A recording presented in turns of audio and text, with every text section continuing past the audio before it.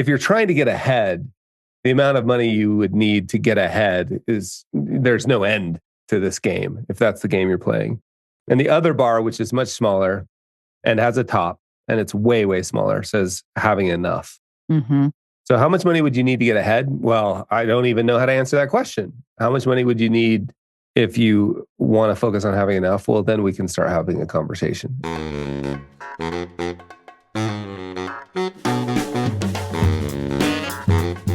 Hey, dear listeners, we need to let you know that Kevin and Stephanie offer investment advice through Private Advisor Group, which is a federally registered investment advisor.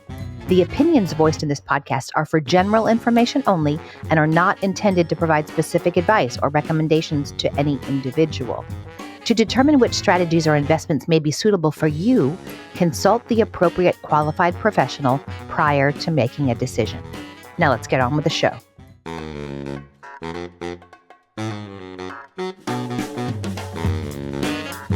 This is Take Back Retirement, the show that's redefining retirement for women.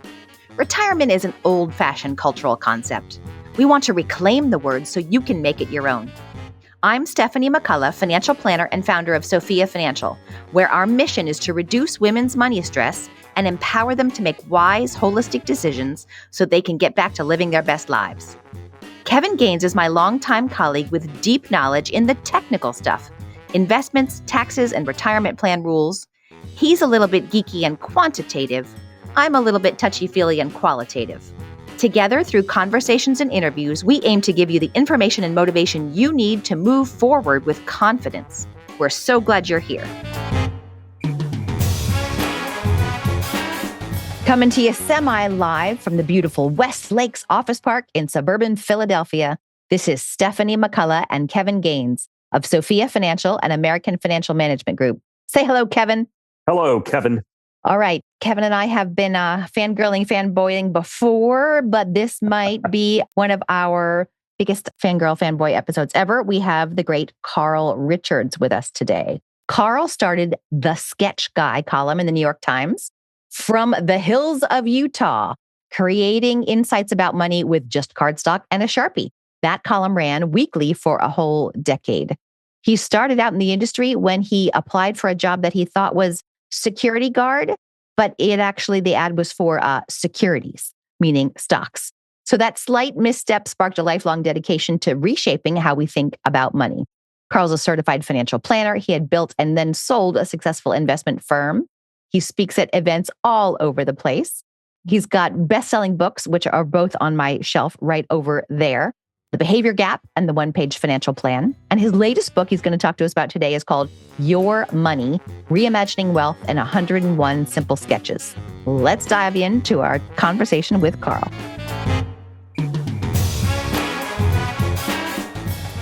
Carl Richards, welcome to Take Back Retirement. Stephanie, Kevin, so excited, honored you'd have me. So thank you.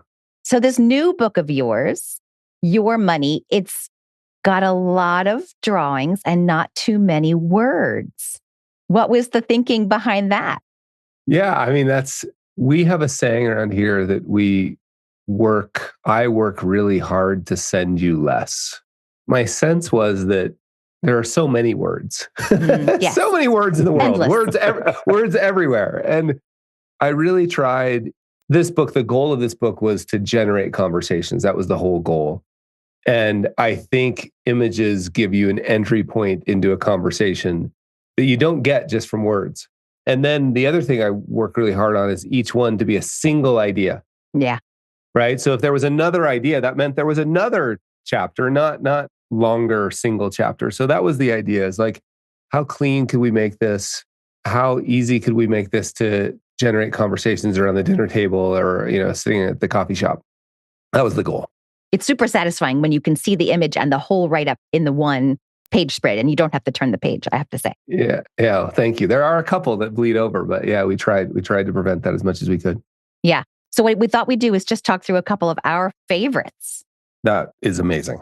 So the first one that really, I like them all, but number 18, the getting ahead trap. And what I love about this part is instead of getting ahead, get clear. Can you try to describe for our audio only people what it looks like and what you were going for? Yeah, I've done a lot of this sort of art on the radio back in the NPR days with the first book. So it's actually quite fun. So if you can imagine a bar graph, just a simple bar graph, there's only two bars. And one bar on the left says trying to get ahead. And well, actually, let me give you the caption. The caption of the graph is money needed. So you're like money needed. And one bar is getting ahead. And the thing I tried to pull off with this bar is when we first ran it in the newspaper, it went off the page. Oh, yeah, right? there's no top on it. That's why the top isn't there. It's like it just goes too far. Like you can never, in other words, if you're trying to get ahead, the amount of money you would need to get ahead there's no end to this game, if that's the game you're playing. And the other bar, which is much smaller and has a top, and it's way, way smaller, says having enough. Mm-hmm. So how much money would you need to get ahead? Well, I don't even know how to answer that question. How much money would you need if you want to focus on having enough? Well, then we can start having a conversation. And I think to your point, tell me about why you like the clarity statement.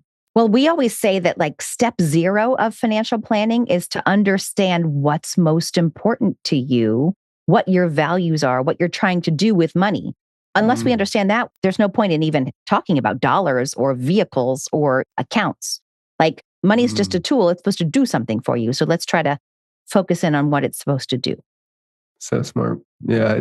It's so interesting to me that as an industry speaking really broadly, and then even as a profession that but the industry speaking broadly misses that all the time, right? The financial pornography network is just an endless debate about whether to take a plane, train, or an automobile on a trip, but nobody's helped you understand where you're going, right? And I think that's really smart of you. So yeah, thank you. I love that idea of instead of getting ahead, get clarity. Let me go with number 5, all about real financial planning. Yeah. Tell me why you like this one, Kevin. It's one of my favorites too, but why did you pick it? Because I really think that captures in essence what we're trying to do or should be trying to do when working with people. Because much to like we just talked about, that money is just a tool. You can have this great idea of what to do with money, but if it doesn't match what you're trying to do with your life, what's the point? Yeah. So this is I call them circle sketches because there are apparently Venn diagram police in the world that like to tell me why things are. I used to get long emails about why something was or wasn't a Venn diagram. And oh my goodness. I finally just decided to reply to them like, totally get it. I call it a circle sketch instead. So it's a Venn diagram with two circles. There's an overlap, and one circle says your money and the other circle says your life. And the overlap is labeled real financial planning. And this one I could spend hours on just because there's so much involved with both circles, right? Like, okay, how do you deal with the technical components of aligning your use of capital, in other words, your money? Like the really interesting discussions, right? How do you get clear about what you want out of your life, right? Like another way to put that is like, what's important to you? And the other thing I love about this idea is there was this great book. It's still one of my all-time favorite maybe my favorite personal finance book ever written, Your Money or Your Life. Mm-hmm. And I love everything about that book. And the only thing I ever stumbled on was there's this slight implication that it's a choice between, like it's the word or. Right. I love your money and your life because it is the current that runs through our lives. It's the current that runs through many of our goals, our dreams, our fears, our wishes. So that's why I love that one. Well, unfortunately, a lot of people's perception of financial planning is sacrifice. If I want to get to whatever my current goal is or what I think it is, I've got to give up all this other stuff just to get there. Kind of the now versus later trade-off. Right. And I think that's the other neat thing about this particular circle graph, which is it reminds you, no, it's actually, you need them to work together, not apart. Yeah, there's my favorite single line in the whole book, which if I had to do the entire book again, which is 17 years of work, if I had to do the whole book again just for this one line, I would do it. And I can't recall, it's the values conversation, the values conversation. But I know the sketch really by heart, but I can't recall exactly where it is in the book. Mm-hmm. but here's the line. And you both pointed to this, like this never ending series of trade-offs, right? Like, and it's not a fight. That line in the book that's my favorite line is, your values are not at war, they're in conversation. Yeah. And I think when we can start to get, like, it could be, for us, we literally just spent the weekend talking about this, my wife and I, stability versus adventure. We're sort of like, I can't even imagine still living in exactly the same place 3 years from now. I mean, we love where we live, like love where, and it's fabulous. Yeah. There's nothing to not, and my wife's an insufferable, incurable nomad, and loves the adventure of being out. That's why we were in New Zealand for 4 years and London for a year. And so adventure versus, now that could turn into a war, right? Should we pay off the mortgage? Or should we buy another piece of real estate? One spouse is saying one's like, that could turn into war. But I think if we understand, no, these are just competing. If we understand the value underneath it, right? Now we can have a conversation instead of a war. And understanding that tension is the point, right? Tensions keep bridges up.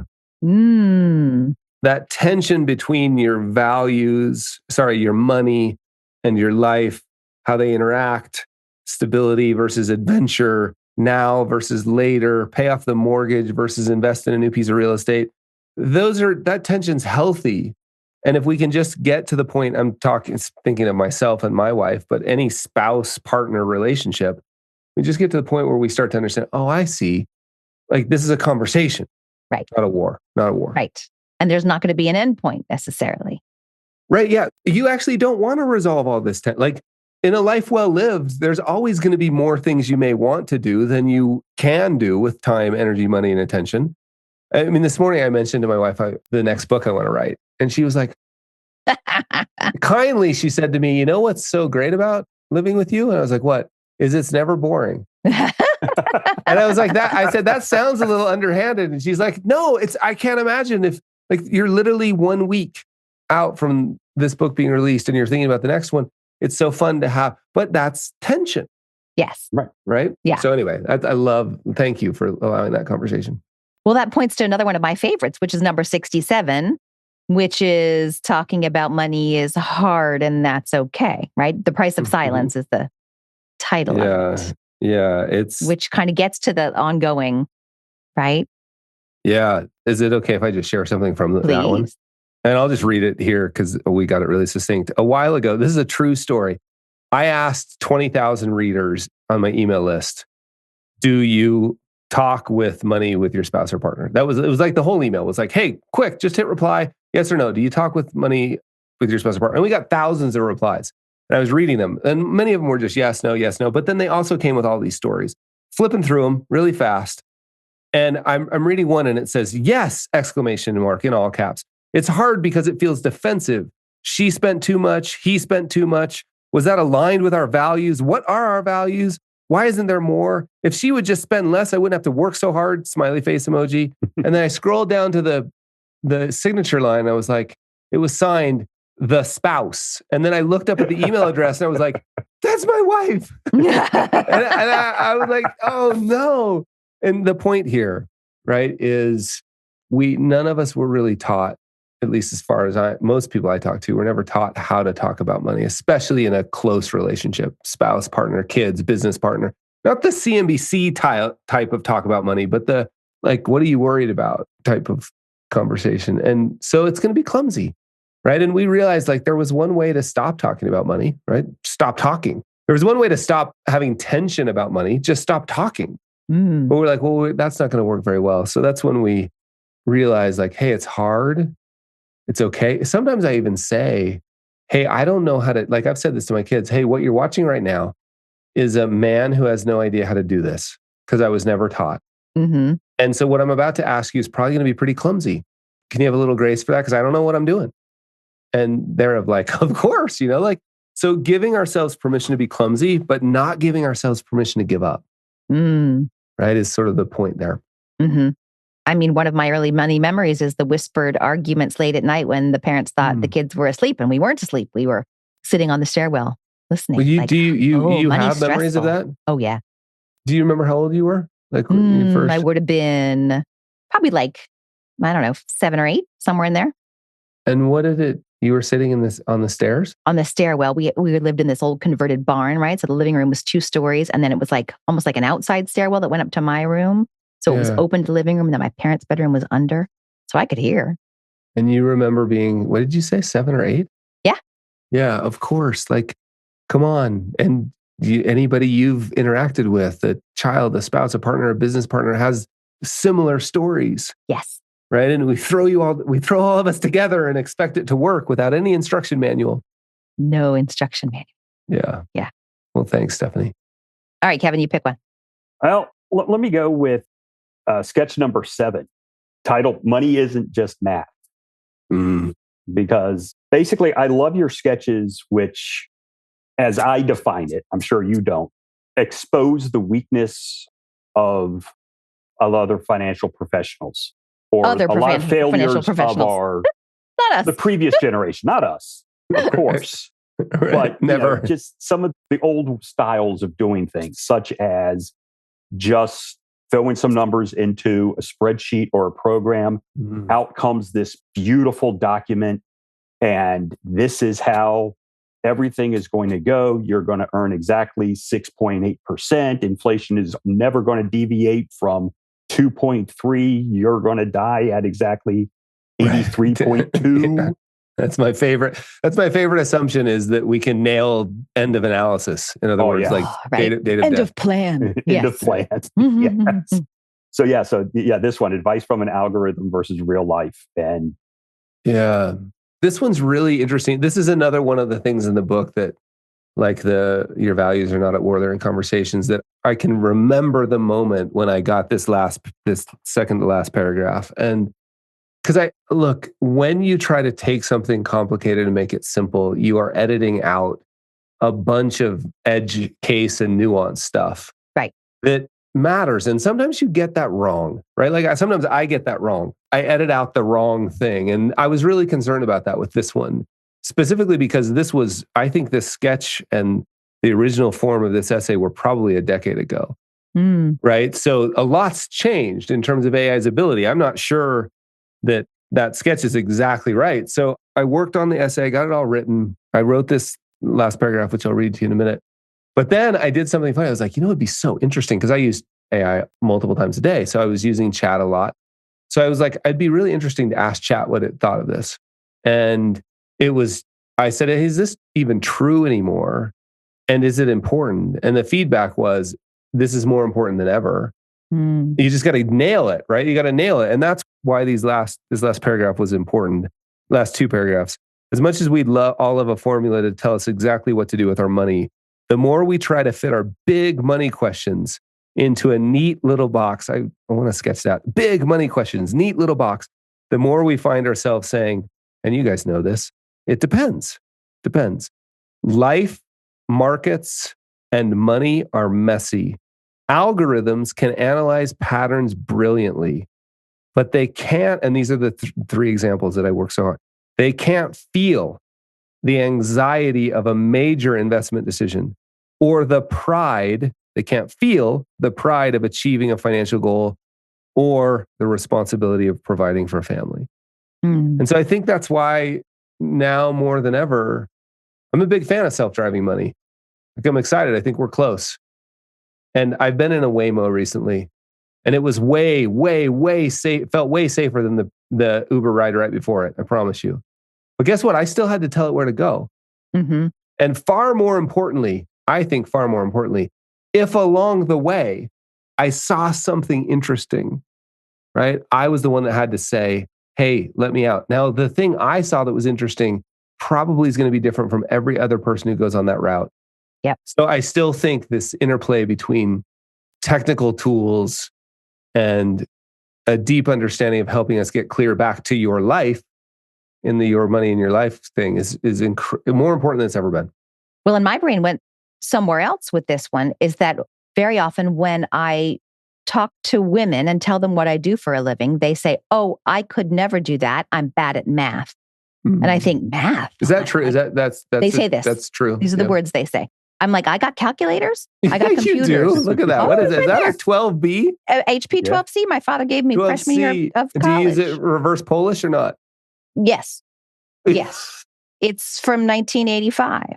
But like the math is the easy part. It's the human part. And that's why I think a lot of people aren't attracted to this profession, because we have a bad reputation for focusing on the math and not focusing on the human part. Many years I've gone back to my alma mater, to the financial students following a financial major, and tried to convince them that financial planning is a cool thing, and I get nowhere.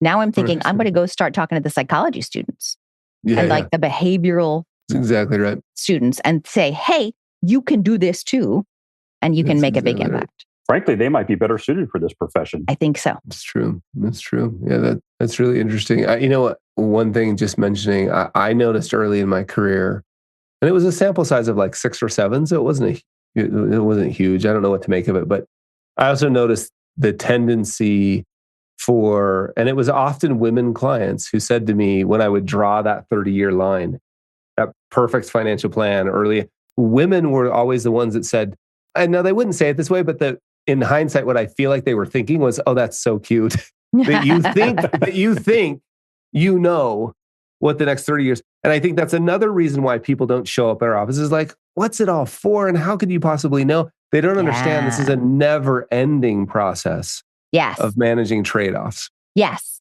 To me, sketch number 28, goals are guesses, and sketch number 85, less wrong tomorrow, and sketch number 90, things change, right? They're all kind of connected, because whenever a new client comes on board, I tell them right up front, financial planning is guessing. And this I borrowed from you, Carl, completely, right? We're guessing, and that's okay. It's still helpful. It's more helpful than not guessing. And once a year goes by, that's a year we know what happened, and now we can refine our guesses.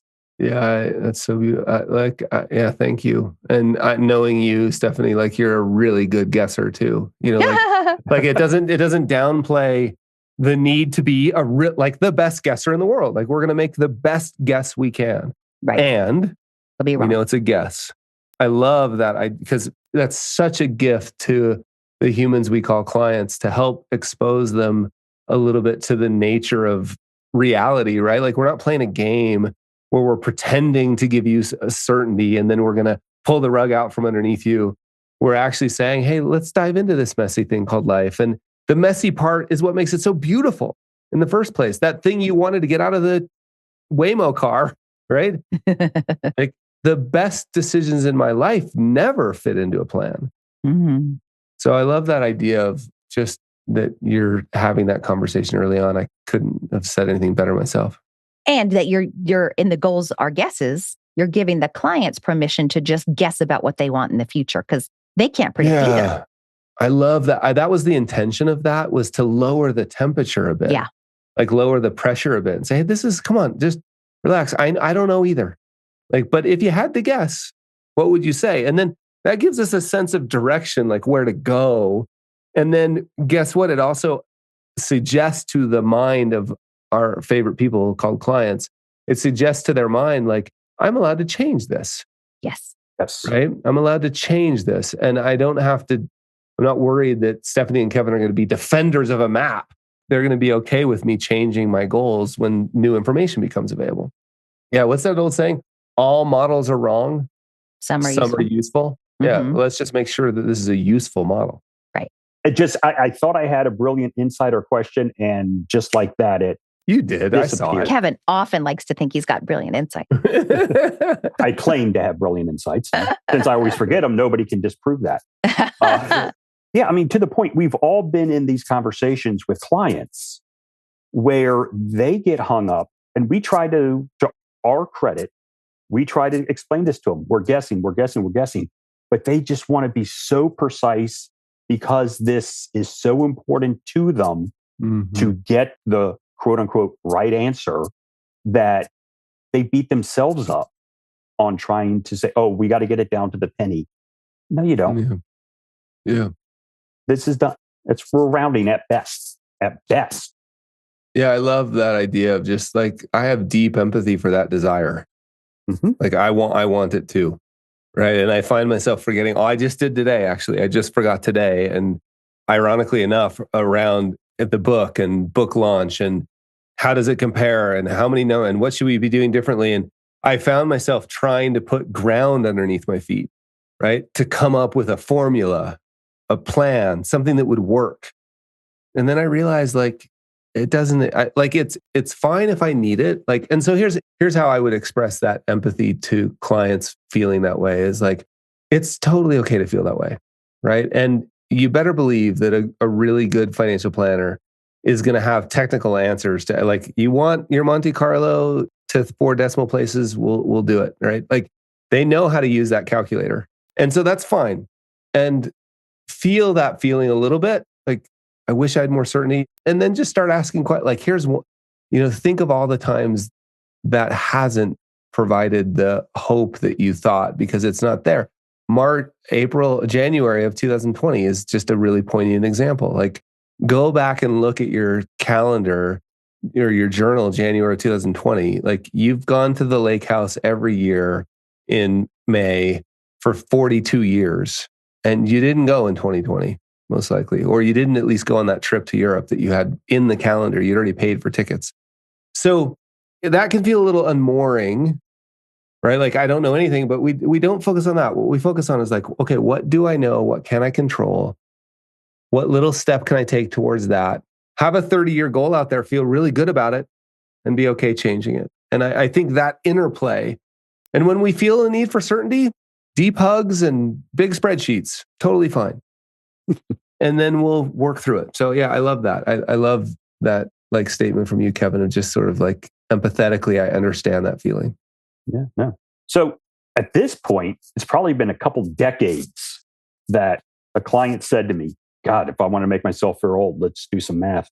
Anyway, said to me, I want 3 things from you.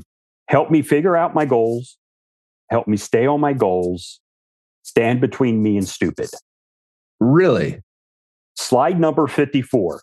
Yeah. Or picture number 54. The moment I saw that, it's like, and it actually triggered me saying, it's like, oh my gosh, I got to start telling people that more often, that the story.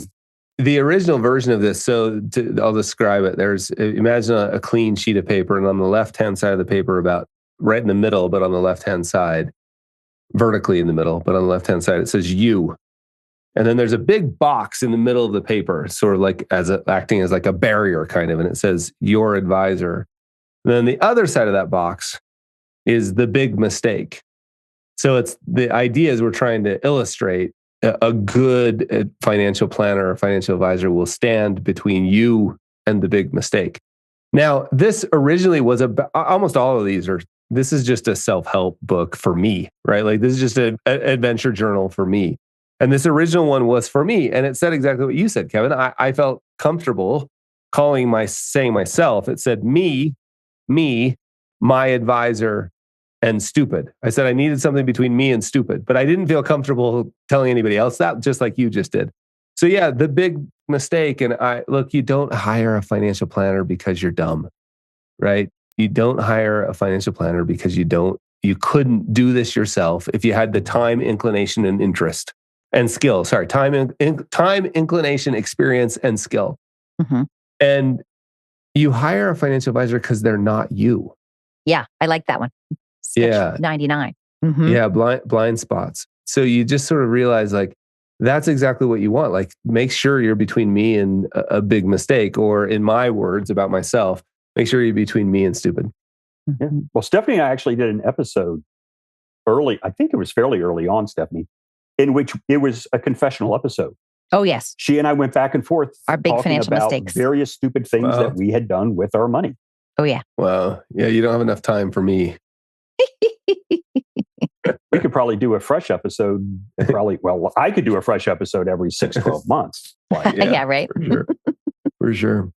Well, Carl, thank you so much. We really appreciate your going through some of our favorite sketches in the new book and being here on the show. Oh, thank you. And on behalf of all your listeners, I'm pretty sure you guys don't necessarily need to do this. So thank you for doing it, because it makes a difference when we model and have an opportunity to show people what it looks like to have conversations about money in a way that really matters. So thank you. Yeah. Just quickly tell people how they can follow along and find the book or find what you're doing in the world. Yeah, the best place to follow along is to get I've been writing a weekly letter, an email. It's called the Behavior Gap Weekly Letter for, I don't even know. I know it's more than a decade. So if you go to behaviorgap.com, you can get that. And the book's available wherever you buy books. My favorite suggestion, buy one from Amazon and one from your local bookstore and give it to a friend. But local bookstores, please, as much as you can, buy it from the local bookstore. Thanks, Carl. Thank you, guys. You're amazing. Cheers. Appreciate it. Thank you. So, Stephanie, I'm still a Twitter that I may have to tweet about this, in fact, that we got to speak with Carl. In honor of the magnitude of this guest, in my opinion, I'm going to let you go first with what you took away from the interview. So, he has said this before, right? Well, when I heard him first introduce the book, he was calling each sketch a conversation grenade, right? You kind of like drop it into a group or a conversation with your loved one or a room, right? But the goal of each one is to generate conversations, which I think, he said he worked really hard to keep them concise and kind of spare. And I think that serves the goal of creating conversations well, right? He kind of puts the crux of it out there, and then the reader, the people having the conversation, can take it from there. But no, because each sketch is probably with a lot more effort than he admits, that it's a very simple, one thought concept. Yeah. There's not a whole lot going on. It's definitely not a Rube Goldberg diagram or anything like that. It's right.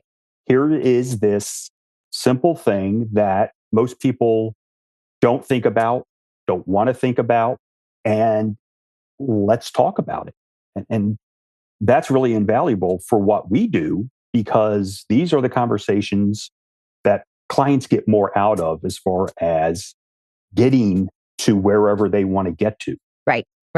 And I think unless you are a reader of the New York Times column, or unless you're a financial advisor, right? Like most financial advisors I know, I am holding up to the screen, audio listeners, a numbered and signed print of one of Carl's sketches, right? Like lots of advisors I know have Carl's sketches up on the walls. But I think this is a great way to bring it to a wider audience. Right. And to belabor the point, he's talking about the simple financial planning concept of, behavior gap, as opposed to numbers, as opposed to investments. This is the stuff that matters. This is the stuff where we can make big strides. Right. So one of his points and one of the sketches we didn't talk about is that actually having good behavior as an investor, as a person with money, is more valuable than picking the perfect investment, right? Spend your time on your own behavior and how you deal with money, which when you think about it, is within our control. It's not easy to follow a lot of this simple advice, but it is something we can control. We can't control the outside world or the economy or the markets or the government, but we can focus on our own behavior. And that's, his behavior gap. And, that's the name of his first book and his online presence. But I want to also point out, which we didn't talk about, he's got a great podcast called 50 Fires, which is just having cool people on and then talking about money, right? He kind of like quizzes them about their own money stories and kind of the softer side of money. He had his wife on, he had his daughter on. So, he kind of is the master of money conversations. And I like that he gives us all permission to be clumsy when talking about money, because as he said straight out, no one taught us how to do this. And talking about money is essential. Yeah. My biggest takeaway from all these years of following his work goes back to, and we even referenced the book, we're just guessing, and that's okay. Yeah. This is imprecise stuff that we are doing here. Mm-hmm. And we all need to accept and give ourselves permission to be as accurate as we can, but not any more than we can realistically expect. Yep. And I think the conversations are key to making those guesses, right? We got to talk about this stuff, which is why we started this podcast 5 years ago now, folks, to have conversations about money, encourage more people to talk about money, and just normalize it. And heck, we're clumsy about it a lot of the time too, right? Let's normalize being clumsy, talking about money, and doing it anyway. There we go. Thanks so much for being with us. We'll talk to you next time. It's goodbye from me. And it's goodbye from her. Be sure to subscribe to the show and please share it with your friends. Show notes and more information available at takebackretirement.com. Huge thanks for the original music by the one and only Raymond Loewy through New Math in New York. See you next time. Investment advice offered through Private Advisor Group, LLC, a registered investment advisor. Private Advisor Group, American Financial Management Group, and Sophia Financial are separate entities. The opinions voiced in this material are for general information only and are not intended to provide specific advice or recommendations for any individual security. To determine which investments may be appropriate for you, consult your financial advisor prior to investing. This information is not intended to be a substitute for individualized tax advice. Please consult your tax advisor regarding your specific situation.